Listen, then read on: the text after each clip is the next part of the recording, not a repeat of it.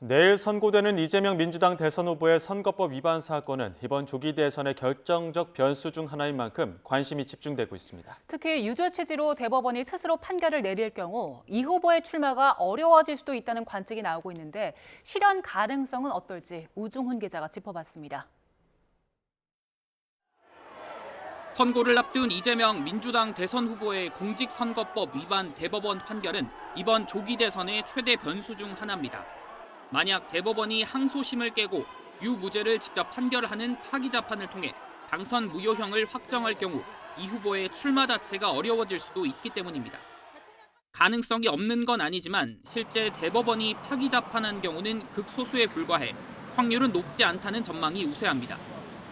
사법연감 통계를 보면 지난 2023년 대법원이 심리한 형사사건 2만 400여 건 가운데 원심을 파기한 사례는 279건입니다. 대부분은 사건을 항소심 법원에 돌려보내는 파기 환송 결정이었고 파기 자판은 15건에 불과했습니다. 이 같은 전례와 상관없이 사건 자체가 자판, 그러니까 직접 판결할 수 없는 성격이라는 분석도 나옵니다. 형사소송법상 파기 자판은 소송 기록과 1, 2심 법원이 조사한 증거에 의해 판결하기 충분할 때 가능하다고 규정합니다. 결국 하급심에서 사실관계를 동일하게 봐야 하는데 이 후보의 선거법 사건처럼 1, 2심에서 사실관계를 다르게 해석한 경우에는 파기자판에 해당하지 않는다는 겁니다.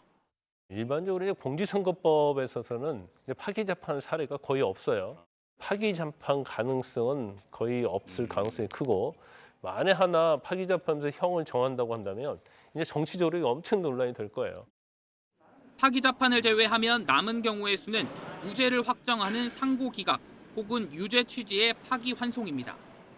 다만 파기환송의 경우 다시 고법 판단을 거쳐야 하는 만큼 대선 전까지 최종 결론이 나오기는 어려울 전망입니다. YTN 우종훈입니다.